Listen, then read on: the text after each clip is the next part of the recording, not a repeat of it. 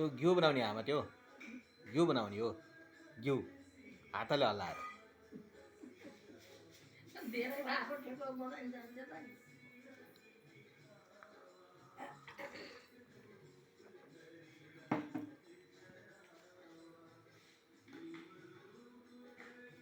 अनि कति बेर त्यसै हल्लाउनु पर्छ नि किन दल चाहिँ घिउ लाउने भएर है नलाउने भएर कति बेर गर्नुपर्छ आधी घन्टा धेरै बेर लाग्छ। आधी घन्टा कि 1 घन्टा 1 घन्टा त नलाग्ला, आधी घन्टा लाग्छ।